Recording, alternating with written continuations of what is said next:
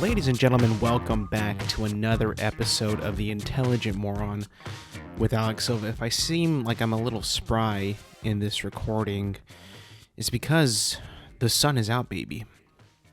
The sun is out. It is the final day of February, and it has come to an end with sun. And to me, this is like the beginning of springtime.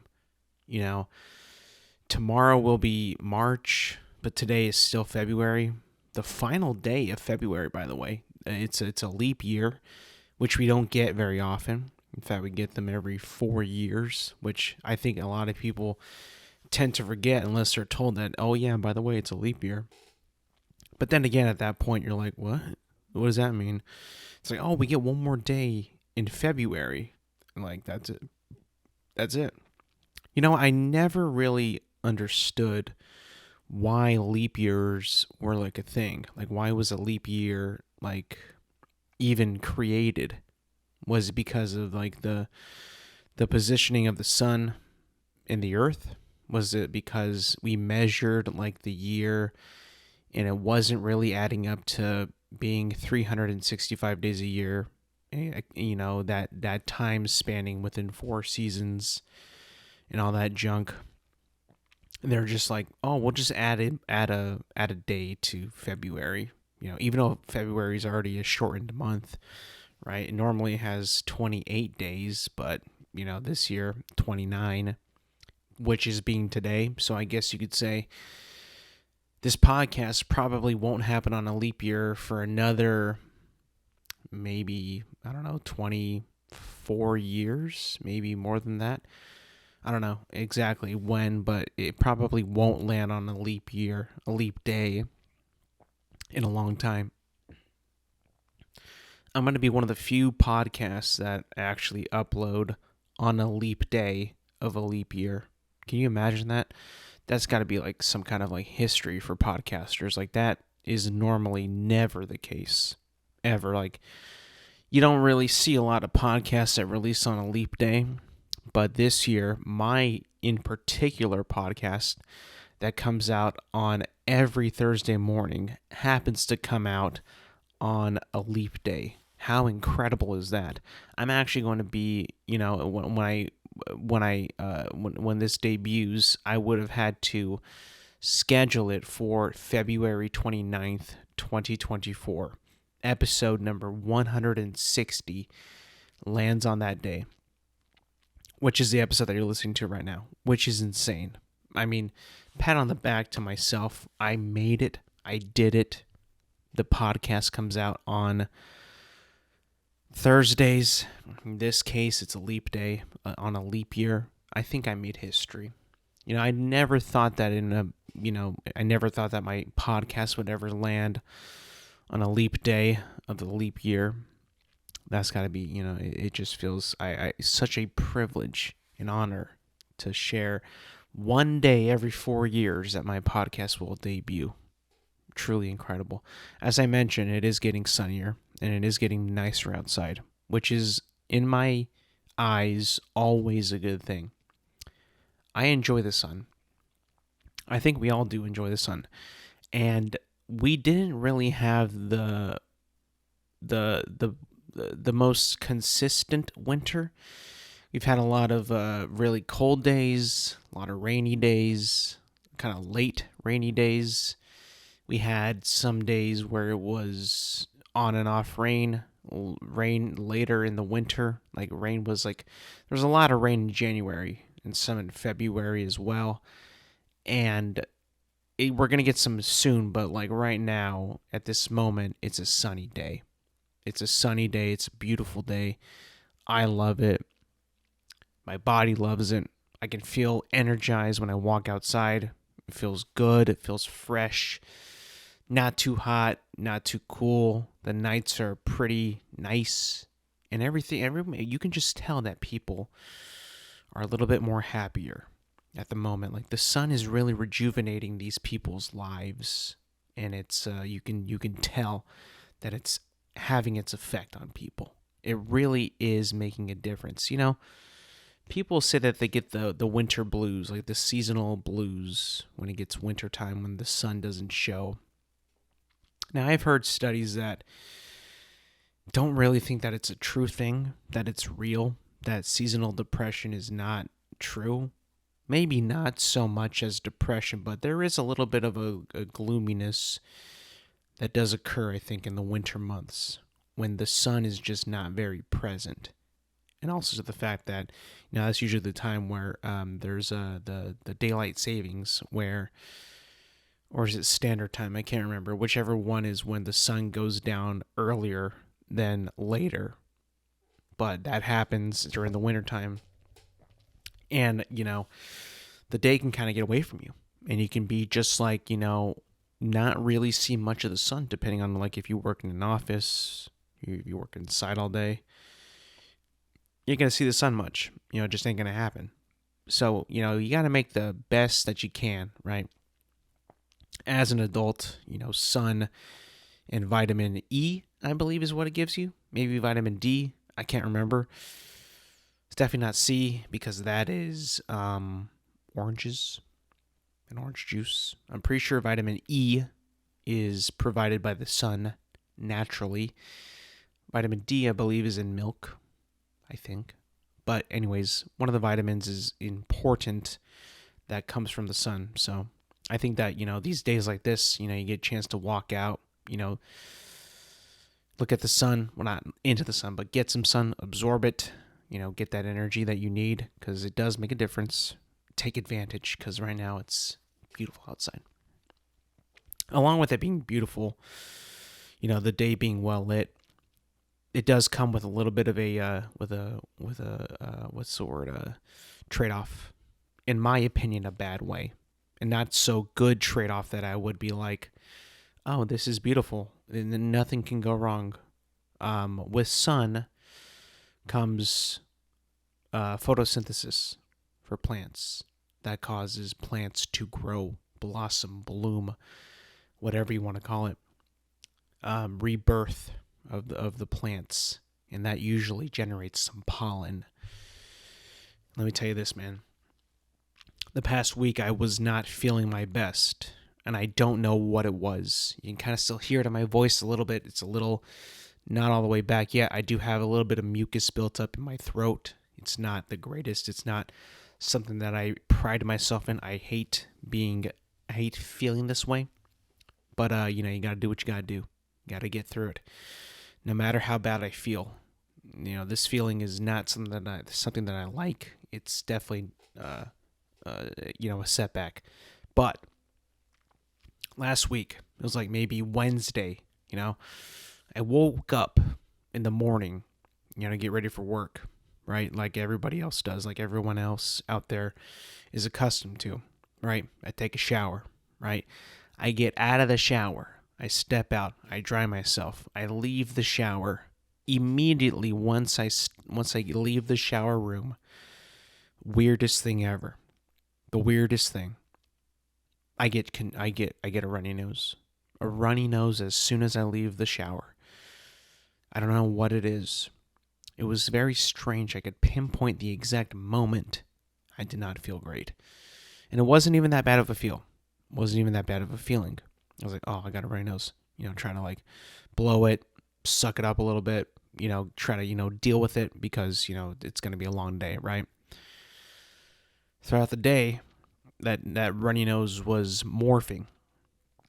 It was morphing into a little bit of a runny / my voice getting funny and a lot of sneezes, tons of sneezes. Like, like when you have allergies or when you're allergic to something, like a dog or something, and like not like a seasonal allergy like pollen or dust, but like you get what I'm saying. But like when you get like a feeling in around your nose in the sinus area of your face where you're like, you gotta sneeze bad, like it's gotta come out, like you really gotta sneeze, and you're at work and you're probably trying not to sneeze because you're doing something, you're talking to somebody, you can't really have a sneezy fit at this moment. You don't really want to do that, make yourself look like a mess, a total mess. So I was getting like this very fuzzy feeling around my face, like everybody else does when they're gonna sneeze. That tickle around your face and around your sinuses, and it was bad. Like it was getting real bad. I think like at one point, I finally let out my sneezes, and I sneezed like maybe 5 times in a row. It happened like maybe 3 times that day. I was just sneezing and sneezing and sneezing. And I'm like, okay, well, this is allergies. This is obviously allergies. I mean, like, I'm sniffly. My nose is runny. I'm sneezing a lot. This has got to be allergies. There's nothing else it can be. Later on that day, I decided to take some allergy medication, and it worked for a bit. It wasn't like a complete, solid work, but it did work. Then the next day, I was feeling better. I noticed it. I wasn't very sneezy. I was congested, not as much of a runny nose, but I was sneezy. Like most people are. It doesn't really clear up within a day. It's a process. It takes a while. It definitely does not, go away at all within a day, at least from my experience. And then after that, I noticed my voice was even worse the next day. My voice has gotten even worser. Almost to the part where like I didn't want to speak. You get to the point where like, okay, maybe this is kind of a sickness and maybe this is like a head cold. Maybe I got like a little bit of the common cold. I don't know. I have no idea what it is. It gets to the point where like I don't want to speak because now I sound sick. Even though I don't feel that bad, I got my, my congestion and my nose is runny, a little bit of stuffy nose, some phlegm in my throat, but like I feel perfectly fine. Both those days, I went to the gym. I worked out. And I was feeling good. I didn't feel bad whatsoever. And I knew that I had to get better because come Sunday, I was going to be at Disneyland. And it was like, I'm not going to feel this bad at Disneyland, so I gotta get better. And it never really got 100% there until the day of Disney. The only thing that was kind of messed up was my voice still wasn't all the way back. It was still pretty weak, and it was still like pretty nasally. When you like, when you got congestion and your voice is funny and it sounds very nasally, like it was at the point where like I could feel that my vibrations in my voice were being hindered by the crap that was in my nose and the crap that was in my throat. And it was so annoying because I would try my very, very hardest to sound normal on the days up until I went to Disneyland that it would just drive me up a wall. I think that for me, honestly, one of the worst parts of being sick is your voice changing because I already hate my voice as it is. I really do. I don't like it. I despise it. And when I'm sick, it's that like times 1,000 where I don't even want to like, again, like I said, say a word to anybody, and and every time you speak when your voice is messed up, the instant thing that they say is, you sick? You're right. It's like, it's almost like a thing. You just can't hide it no more. Like you almost kind of wish like you had like a stomach virus or maybe like, I never do, knock on wood, that never happens. But maybe like a fever, something like that, where it doesn't really change your voice pitch and your voice tone.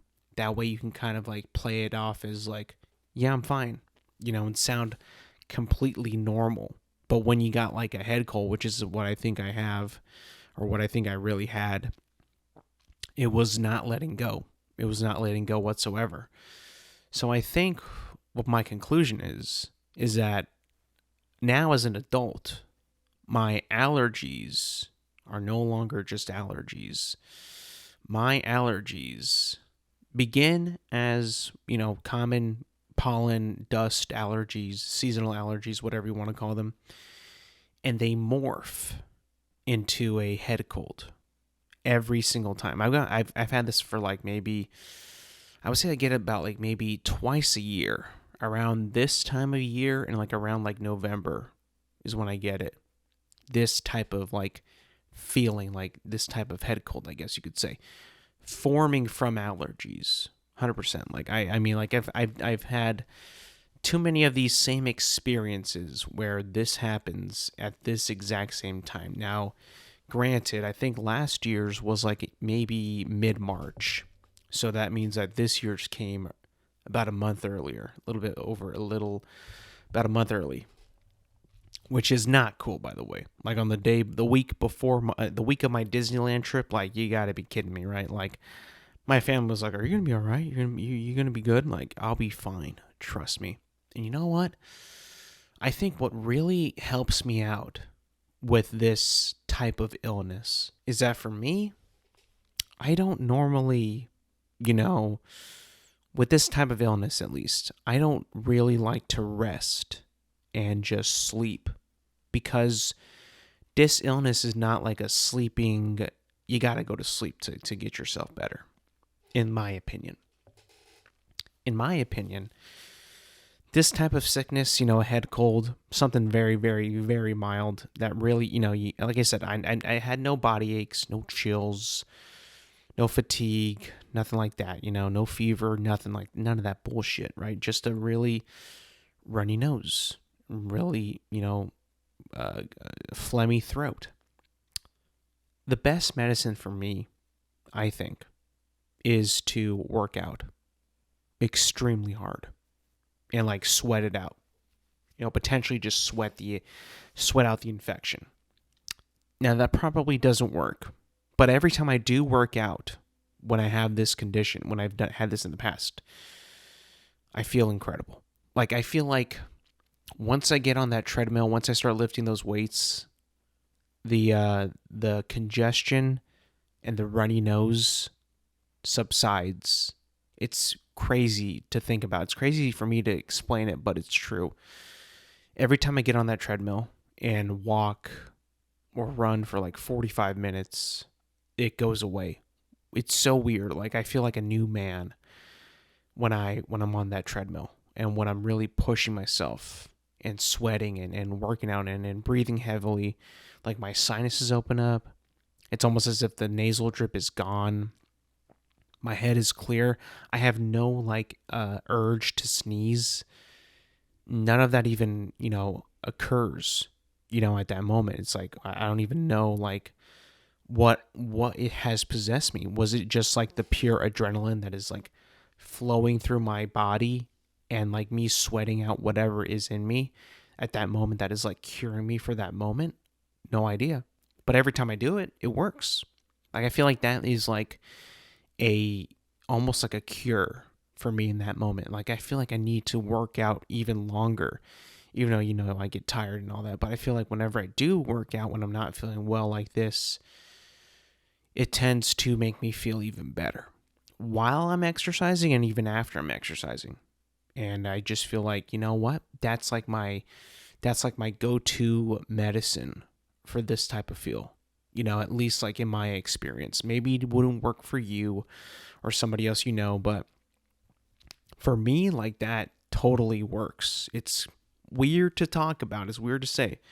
Very weird to describe. But it does work. Every time that I have had this type of allergy morph into a head cold, that's what happens. And it works pretty much every time. And I have no explanation.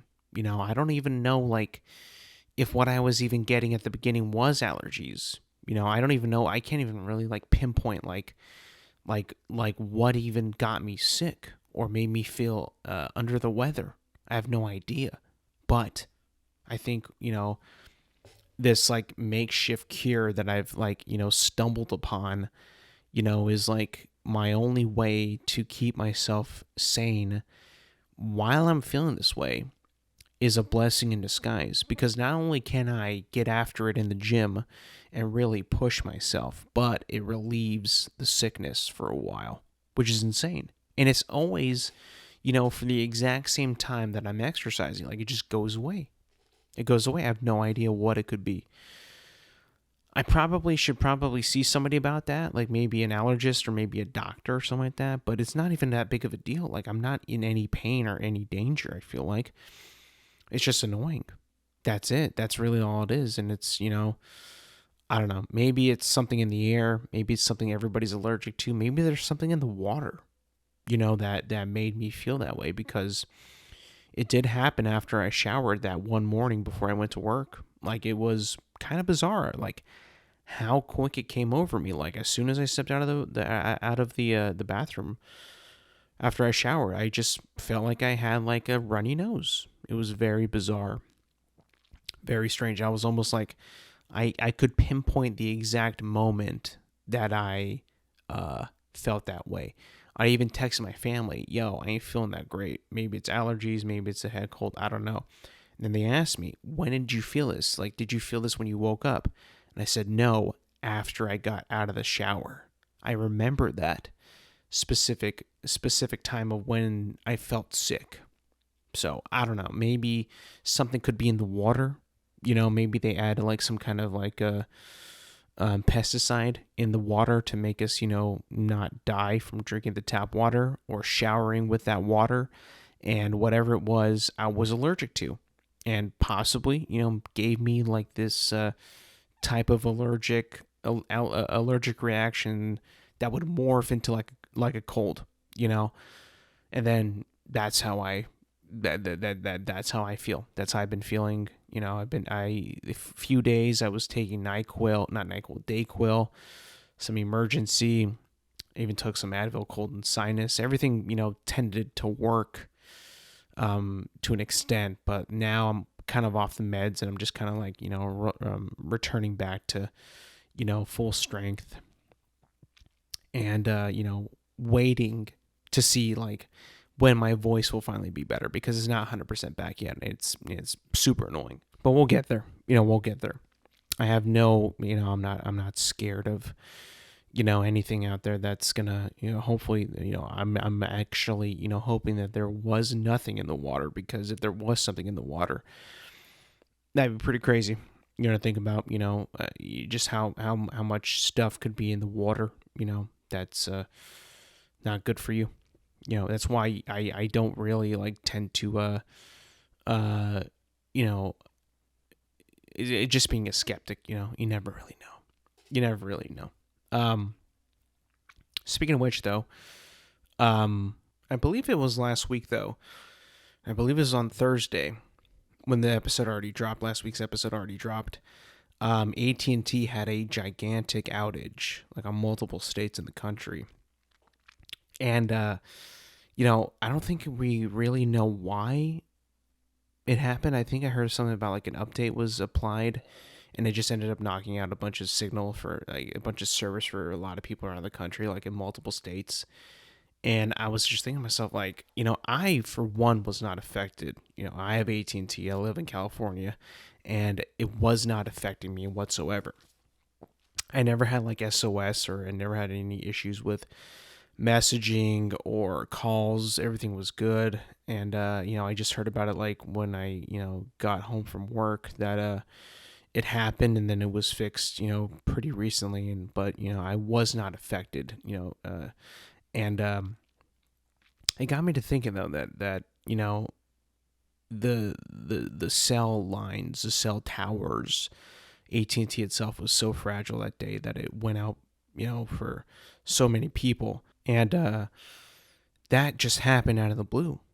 It happened, and people were, some people were panicking. I'm sure AT&T was panicking, and people were having a pretty rough time that day. Which got me thinking that, the things that we have made, these services, these signals, these, cell towers, power itself, like all this stuff is so fragile that if it goes down, we're just kind of screwed.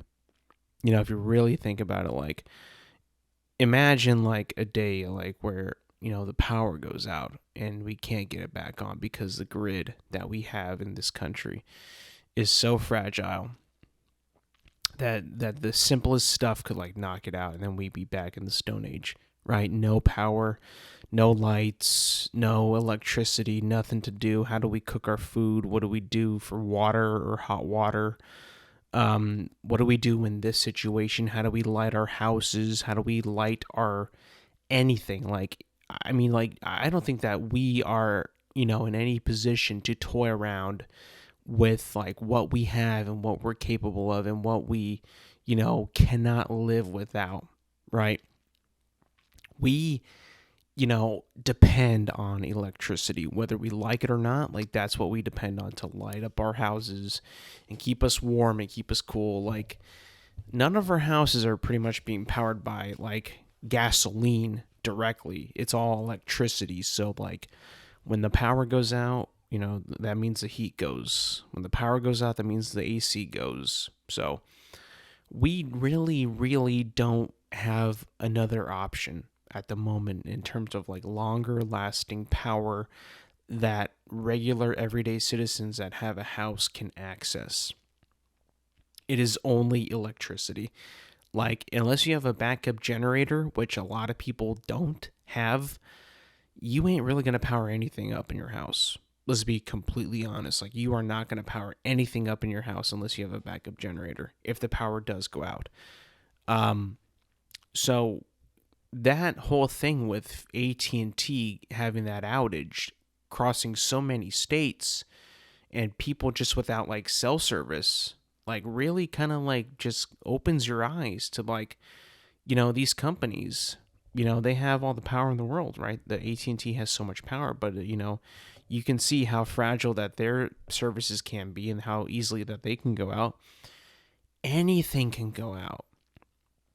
Anything can, just shut down and we have no access to. Anything could, happen within the blink of an eye and it's gone. And then we have really nothing to replace it with. Like, we have nothing to replace electricity. We have no other way to do it. So if that does happen, I mean, and it's out for like, imagine the power being out for like 2 weeks, right? No electricity at all for 2 weeks. What the hell are we going to do? There's not much we can do, if we're being completely honest. Like, there's not really much that we can do, unless we all become like industrial, like engineers and engineer ways to power our houses. There ain't going to be any way that we can, depend on anything to really light up our houses or give us power that we need to do our day-to-day things. Like, we can't even send a letter. We can't even type a letter without power. We'd have to handwrite the letter, but how would we handwrite it in the dark? We would need some type of light source, right? We would need fire, right? Could you imagine? Like, people don't really understand that if the power does go out, the grid goes cold, right? It goes out and it's like out for a long time. We are not prepared to handle any of that stuff, to do anything of our basic things that we need to do. Like, we just don't. We are not capable of doing anything like that. And everything that we did in the past that was able to aid us when electricity wasn't really the primary source of power back then is all destroyed. There's no more typewriters. There's no more like things that we used to do like in the past to keep us, as a functioning society. People don't know how to start fires. They don't know how to light fires. They don't know how to write letters. They don't know how to read books. Like, we don't have anything that we used to do in the past when electricity was limited. Those skills today in today's modern people are just gone. Like, truly, like, if the power does go out, we are screwed. I don't think that there's anything that's, more simple and more, that what makes us than electricity. I mean, think about it, dude. We flip a switch and we have a light that lights up an entire room. No need to light a fire. No need to start a kindling thing. No need to go get, like, materials to light a fire. None of that is even necessary at this point. It's all gone. And we just flip a switch and boom, we have light. Let there be light for real. And I think that, people today just don't have the skills, to live in those certain circumstances that we had to actually, go through about 100 years ago, not even like 150 years ago. I'm not sure when electricity was founded or when it was, put into homes, but I can't imagine it being like more than like 200 years ago, right? Back then, there was, 200 years ago, there was already sprawling and functioning societies without that stuff. And they were able to get along, and around pretty efficient, and still keep up pretty, uptight and civil society, not the most civil as we are today, but still in a way for them to progress and finally create electricity. But, if you threw us back, like this generation of people, if you were to turn off the power, right? Let's just say like all of our technology that we have right now, like a light bulb, a light switch, wiring, computer chips, nano chips, solar power, solar panels, electricity factories, windmills, whatever, electrical grid research, technology. If all that disappeared right now and we had to start from scratch with the minds that we have right now, I truly don't think that we would be able to get to this point again. I think that if like everything technological that we had today disappeared and we had to restart from raw materials that we find here and there, getting lucky with sparks, making fire, finding the materials to make, wiring and copper and, stuff that makes things work, break it down into simple engineering to making like switches and wires and conducting power. Like, I don't think that we could actually do that today whatsoever.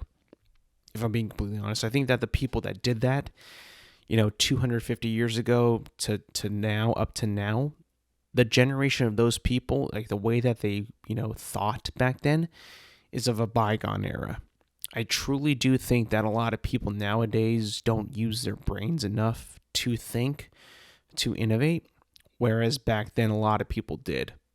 Maybe close to like everybody did, because they had to. So I feel like, if you were to destroy or every technological advancement that we ever have right now just disappeared, we would not be able to get back to where we are even today. Like, if we had a task, right? If God came down from the heavens and said, I am going to destroy and your technology and make your technology that you have today that you rely upon so dearly that came before you from generations to generations, from Isaac Newton to Albert Einstein to Nikola Tesla and all these boys that contributed and technology advanced from building from brick by brick up until modern day. If all that just disappeared, I don't think that we can get back to where we are today. I truly don't think that we can, because I don't think that we have the innovation that those boys had hundreds of years ago. I truly don't think that we do.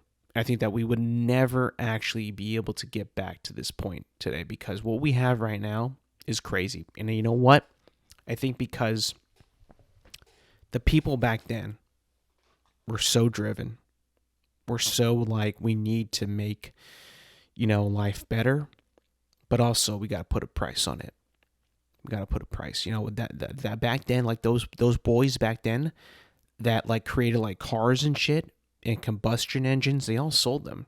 They made money. They were able to sell them to farmers and other companies that needed them to make things so they could sell things so they can make money.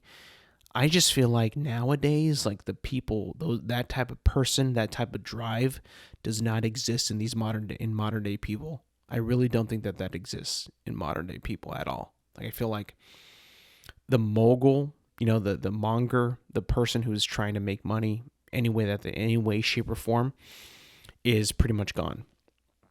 We as a society have been coasting, and we as a society of, and this generation of people have been, just, pigging out and sitting on the couch on the creations of past generations of people, what they have done for this species and where humanity is at today. We have just kind of been like coasting and not really innovating technology enough, in my opinion. Like, why the hell do we not have flying cars?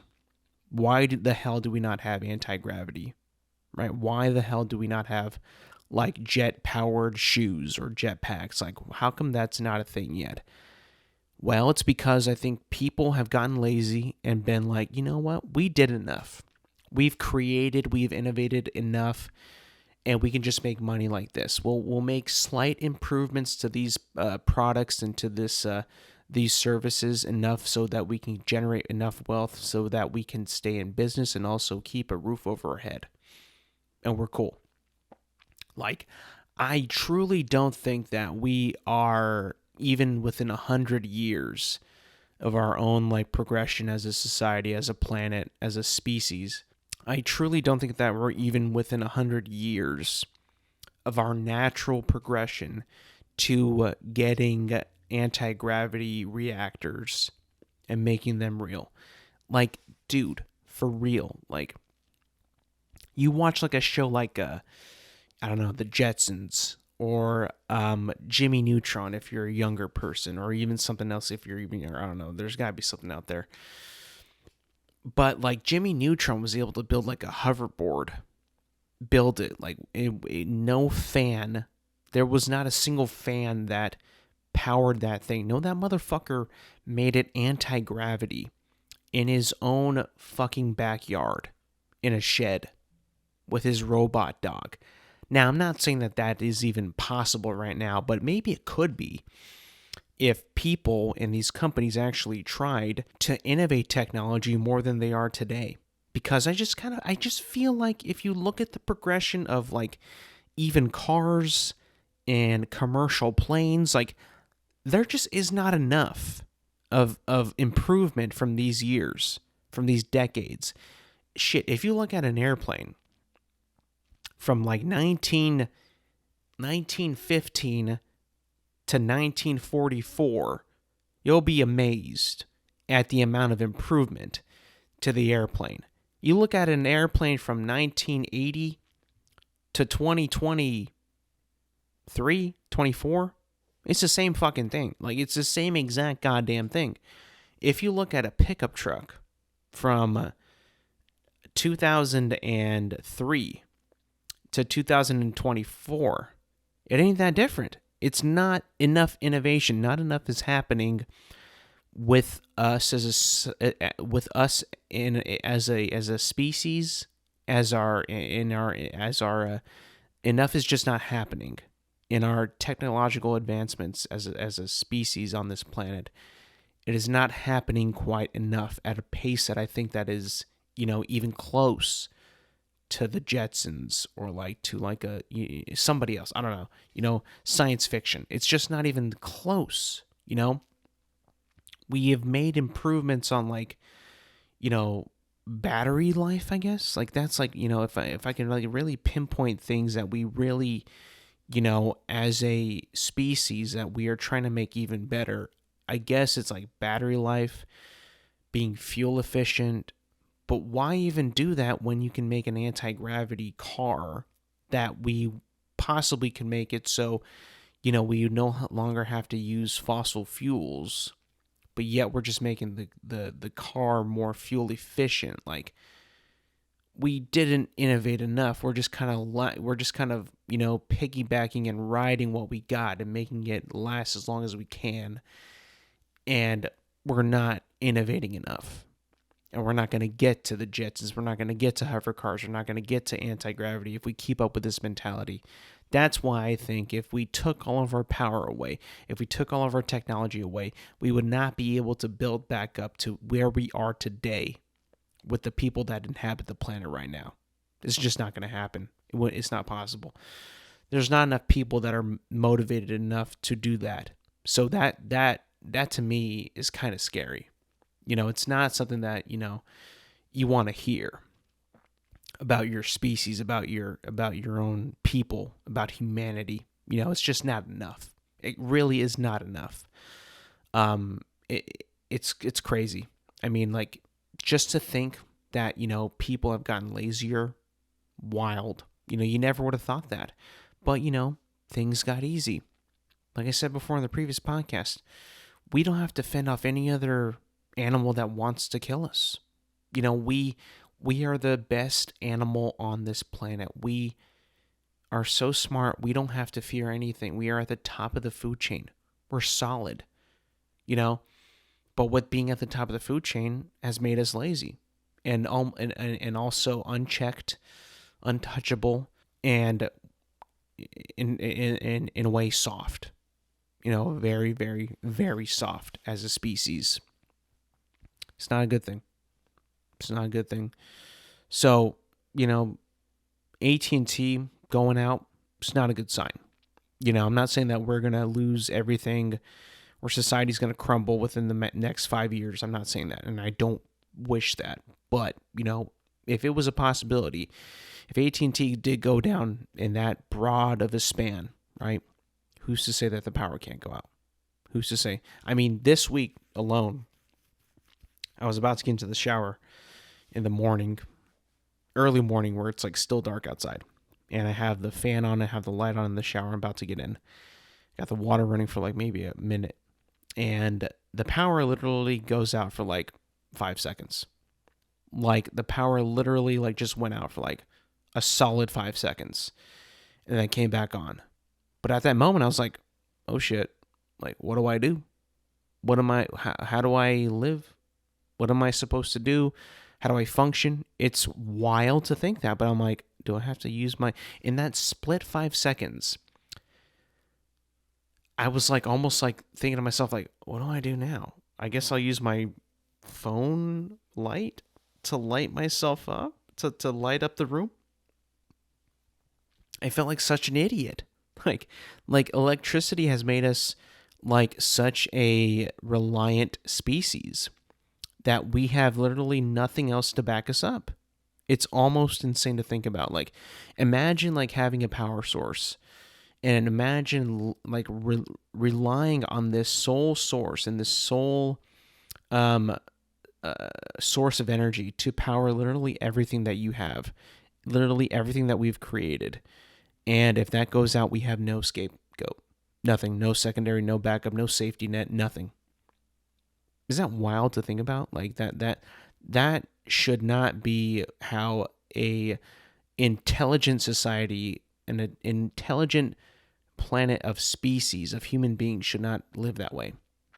That just is not smart. It's not smart whatsoever.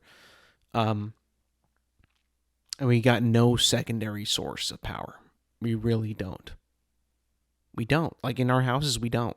We don't have any other source of power to power our things, keep our food cool, warm up our food, cook food. Got nothing. Absolutely nothing. I rely on electricity, and I rely on modern day technology to record, upload, publish this podcast every single week. If the power goes out, I have no way to do any of that. Zero way. Absolutely none. What kind of smart species is that to have absolutely zero safety net of when shit hits the fan? I mean, I don't mean to like totally like expose our entire society that we really are hanging by a thread. Like we are hanging by a thread. Like and I'm sure everybody here has been in an instance when the power has gone out or there has been a blackout. It is not good. It is not good. It is a scary thing to think about. It really is. I mean, like, unless we can program our houses to have like some kind of, backup source of energy, I'm hoping that can be like either solar power, even though I don't think that there's any way that we can save that power, or maybe hooking up like a gigantic tank of gas to our house and program everything else to run on gas as well as electricity. That way, in case the power does go out, everyone is not screwed over. I mean, wasn't there like a gigantic winter storm like 2 years ago in Texas that like completely froze the entire state and people actually could not access their water? Now I know that's, plumbing and all that, it's a little bit different, but I'm pretty sure the power was also out and they could not actually provide heat to their houses because the power grid was also gone. I'm pretty sure that's what happened. No safeguard, no safety net on extra power, no way to back up your house, no way to, heat your house. Actual insanity that we are allowing ourselves to live this way by a thread. We're just getting by. We are a species that is okay with okay. Like, oh, we have electricity. It's pretty much, it's pretty, fragile. It works wonders. It's quite the responsive, power source. It's great. We have a lot of it. The way we make it is pretty crude, but we have it within the flip of a switch, and we got it. Oh, well, what's the backup? Oh, no, there is none. If the power goes out, if the pole gets hit, if a pole comes crashing down, that whole block is without power for at least like 5 hours.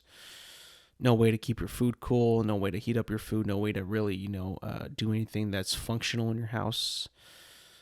Showering at night, good luck. If you have a flashlight, cool, but why have one when you have a light switch in every room in your house?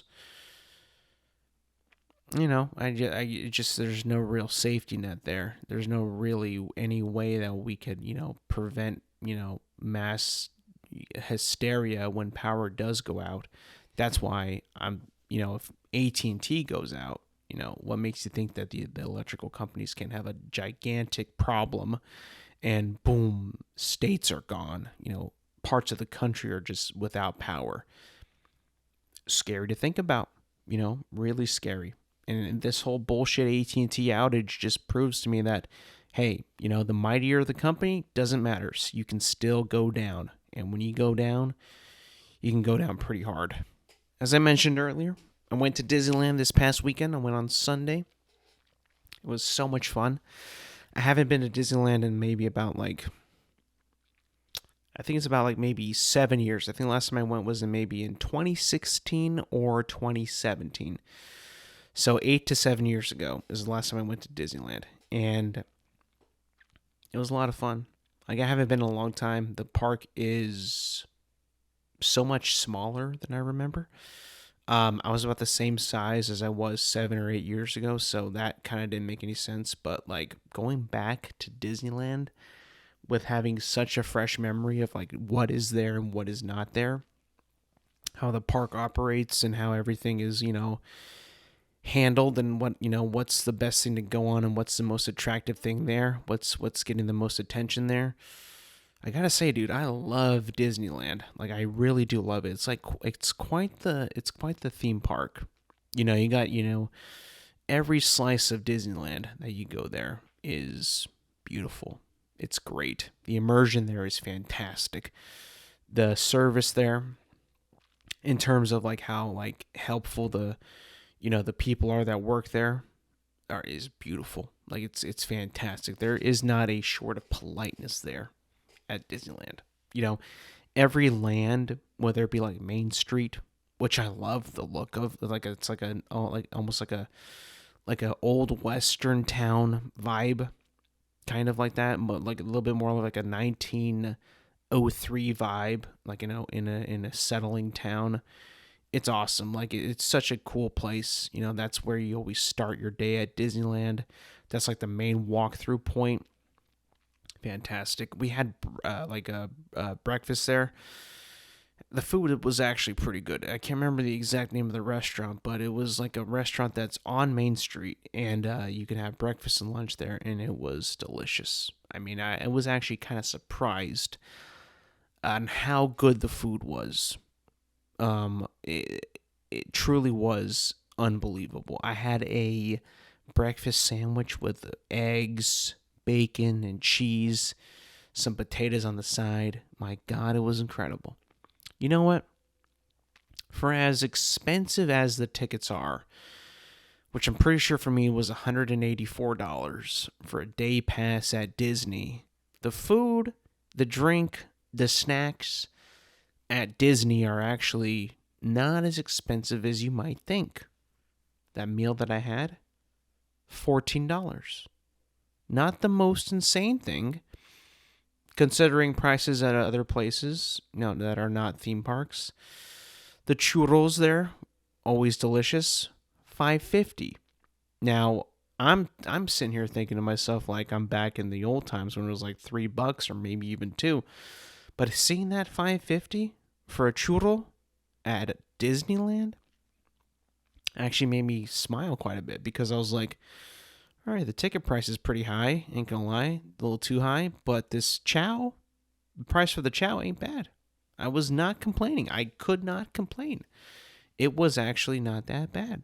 So price-wise, Disneyland was actually pretty nice. The stuff that you can get at the park was not bad. It was actually like inflation had not hit. Disneyland. Everywhere else in the country, yes, but Disneyland, not really. Didn't feel like that whatsoever. Ticket price, yeah, but the food, nope. Not at all. A lot of rides under construction. They're building a new Princess and the Frog ride, where Splash Mountain used to be. The rocket ride, that's mainly for kids, like it just spins around in a rocket ship. That's being renovated, which I didn't mind too much. I mean, I used to go on that when I was a kid a lot, but when I got older, I was like, this is kind of lame. I do like how high you were able to get.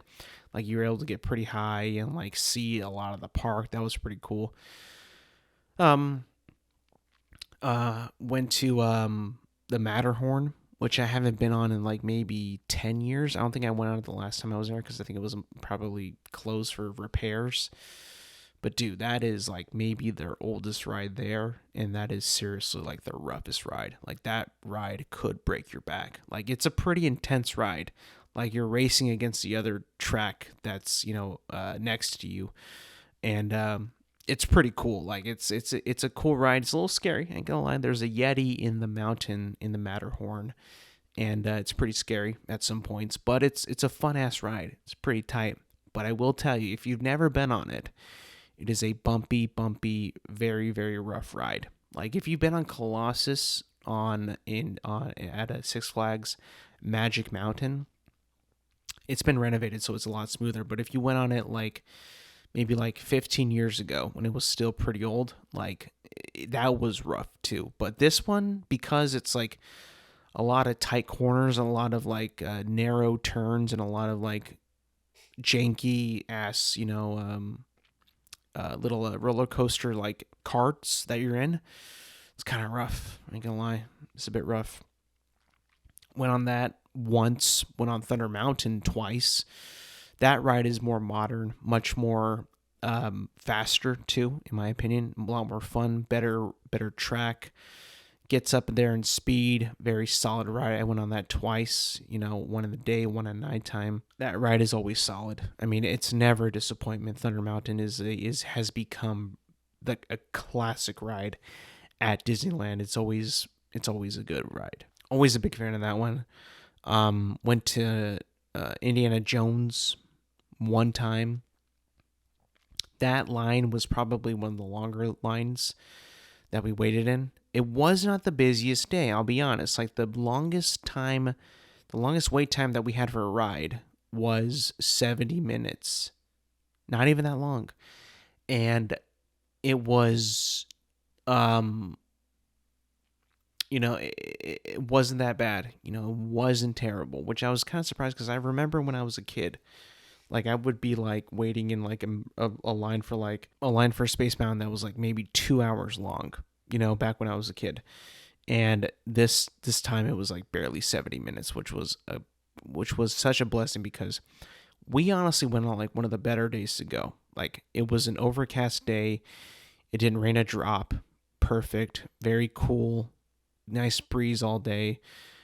Not a lot of people. It was a Sunday, so it was, definitely not a Saturday busy day, but it was a Sunday. Still a lot of people, but not as bad as it could have been, I think. I think we went on the perfect day to go to Disneyland. I mean, it was just awesome. So went on Indiana Jones. It wasn't bad at all, actually. I was actually kind of worried about that one because I had heard that that ride has been not in the best condition in as of recent. Like, it was like breaking down. It wasn't as smooth as it used to be. It was kind of like stopping and stuttering. I didn't notice that one bit in this time when I went. I thought it was perfect. I thought it was a good ride. I always loved that ride because of the ambiance and the ambience of the like the waiting area, like in the line, like it's outside, like in a jungle, and then you like go into this like temple cave type thing. It's so cool. It's such an awesome ride. The whole experience, the immersion of Indiana Jones, is such a good ride. You know, it's the best. Like I said, Splash Mountain was close, so we didn't go on that one.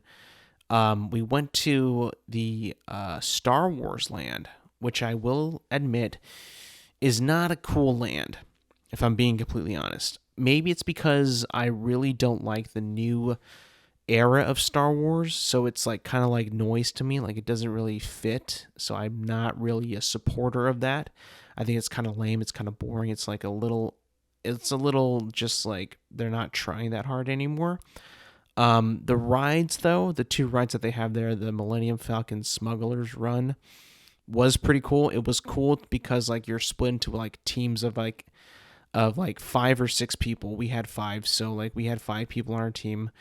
There's 2 pilots, an engineer, and 2 gunners, and we were able to like do like our own little like VR type mission. It's almost like a Star Tours type of like a simulator, like, but you like get to like, you know, pilot the Millennium Falcon and do this cool like smuggler spice run type of thing, which is pretty cool. That one was pretty sick. And then the Rise of the Resistance one was pretty cool too. I will admit, because it is based off the sequel trilogy films, I don't really care for it. It kind of like did not. It kind of made me want to get out of the ride as soon as it started because it was about like the, you know, Kylo Ren and shit and General Hux and all these washout characters, and I was like, oh, get me the fuck out of here. But the ride itself was pretty cool. Like, it was a pretty, like, you can tell that they put a lot of effort into making the ride a pretty cool experience. You know, you're like as a resistance, like, you know, transport that gets captured and you have to escape like in a first order Star Destroyer, which is pretty cool. You know, it's cool. It's awesome. It's a fun ride. I will say that. But the fact that it is in the sequel era really sucks. A lot of people said that it was like a really perfect ride. I don't think so. I think it's like an 8.5 out of 10. Definitely not the best thing I've ever been on, but definitely, you know, definitely a cool experience to see. Like, if you like really like the sequel trilogy, you probably would fucking love it. But if you're like me that doesn't like it, you probably are not gonna like it as much as those Sims do. But a cool ride nonetheless.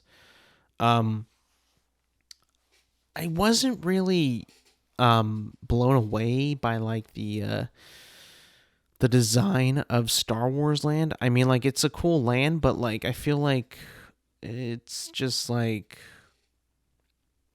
not really, you know, the original stuff that's cool. I don't know. It just feels very like new age, which I guess is what it's supposed to be. But I feel like, you know, why would you make like a new planet that you're going to? Why not just make it Star Wars themed?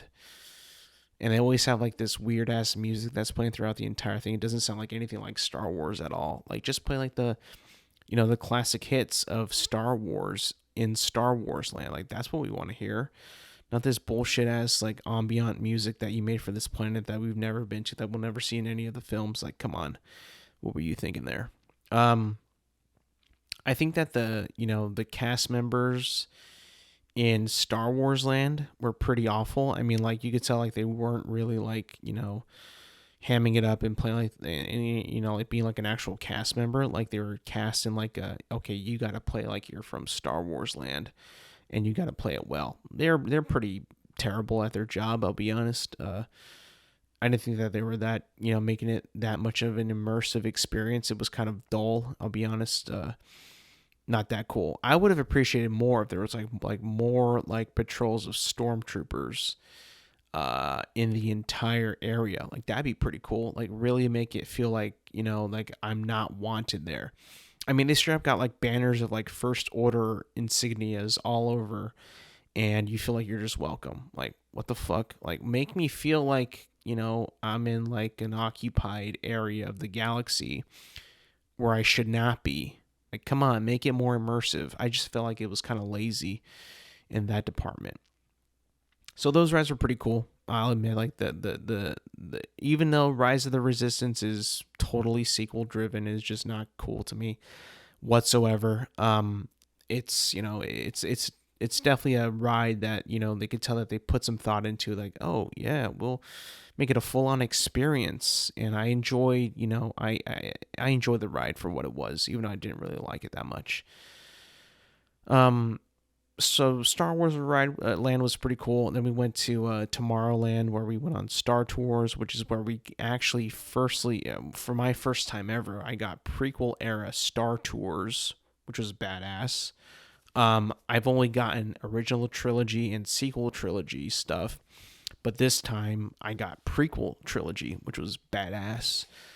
And of course, we went to Space Mountain, which we went on twice, which of course never disappoints. I mean, that is the best ride that they have there, the fastest roller coaster that they have. It's awesome. I mean, like, it never disappoints. It's so cool. It's, it's not outdated in my opinion. It's just amazing. And you know what's crazy though, which was so weird to experience, but like the bathrooms after you get off of Space Mountain, there's a bathroom like as soon as you exit the ride. You walk out the tunnel and then you're out, right? You're out of the ride. There's bathrooms right there. No joke, like the bathrooms were so packed there. People were just like chilling there because there's benches and shit. It reminded me of like an airport, like bathroom, like an airport area, and the bathrooms being like right across from like your flight gate. That to me was so weird because like people were like literally like just sitting there for like a long time. Like, what are you guys doing here? Like, the ride is over. This is the bathroom. Get out of here. Like, that you're not like waiting for a flight. It was so weird. Like, just seeing that, it just like looked like it was like a bathroom at an airport. It was so weird. Buzz Lightyear ride, badass as always. Very cool. One of this little Pooh Bear ride that was also pretty tight. I love Pooh Bear, so it wasn't like it was like a ride that I dreaded. I didn't think that I was going to go on it because it was, a ride that is, so tucked away, in Disneyland. It's like between Frontierland and what's it called? Star Wars Land. So it's like, it's pretty tucked away, but once you find it, it's a pretty cute little corner of the park, which is pretty cool. And then Pirates of the Caribbean, slaps as always. It's a very chill, mellow ride. So if your feet are tired and you want to like a little break, want a little sit down, but you don't want to sit on a bench, you want to go on a ride as well, go on Pirates of the Caribbean. Like, that ride is like 15 minutes as soon as you step onto the boat. It's like 15 minutes. Same with like It's a Small World, which I went on too. Now, I haven't been on It's a Small World in like maybe 20 years. So that ride was a throwback. That was a blast from the past. Like, that ride also was like 15 minutes. So if you want another break, that's a good one to go on to. Didn't go to Toontown. I didn't go to Toontown at all. I think it closes like around 8 o'clock. So like that one was shut down early. Never got around to that part of that area of the park. But overall, a successful Disneyland trip. We stayed till midnight. Got our fix of Disney, and it was awesome. I don't regret it one bit. It was such a fun trip, and it was like kind of like spontaneous in a way. Like, we thought about going like in January, I think, and we were like, yeah, let's just go, on this weekend. And we're like, okay, we'll go. I'll go that day. I still want to go in December this year just because I want to get the Christmas Disneyland vibe, because I've experienced it like I think maybe twice in my life, both in like November-ish, and I kind of want to go in December when it's like a little bit more chillier, closer to Christmas time, and when they really go all out with like their Christmas themed decorations. So yeah, I mean, like, I never thought that I would want to go back to Disneyland within the same year. But having gone this past weekend and it being, a pretty awesome time. And like I said, like we did not go on a very busy day. So around like maybe 10 o'clock, 10:30, like the wait times for these rides were like 25 to 5 minutes, 5 to 25-minute long waits for these rides. Like they went down by a lot for about 2 more hours of the park being open. It was awesome. It was badass. I couldn't believe it. And like I said, the park felt smaller to me, so I feel like I was able to get around the park a lot quicker than I ever had when I was younger. And also the fact that there wasn't that many people at that time, so you can just kind of walk, freely, not being stopped by traffic or, too many people in these walkways and just congesting the ways. So yeah, it was awesome. Disneyland was awesome. I actually kind of do want to go back this year at Christmas time. I know it's going to probably be a lot busier that time just because of the holidays. But even though after this time, like I kind of like understand why a lot of people like Disneyland. I don't get why people fanatic are such fanatics about it. Why they tend to wear like things like Disneyland shirts or like Mickey Mouse shirts or Mickey ears at such an advanced age. Like that's more for kids, and like Disney adults in general just kind of freak me the fuck out. So like I don't understand like that type of hype, but I do like, going on the rides, and like being at Disneyland is pretty tight. It's pretty cool. It's a pretty cool experience. Not that something that I would like wear on my sleeve like these weirdos, but definitely cool every once in a while to go and just have fun. So yeah. So that's going to be it for me today, people. Thank you for listening. Thank you for watching. Remember, you can find this podcast on Apple Podcasts, Spotify, and YouTube at Intelligent Moron with Alex Silva. New episodes drop every Thursday morning. Make sure to like, subscribe, rate, review, and do all that good stuff. And yes, thank you for listening. Thank you for watching. And I will see you guys next week.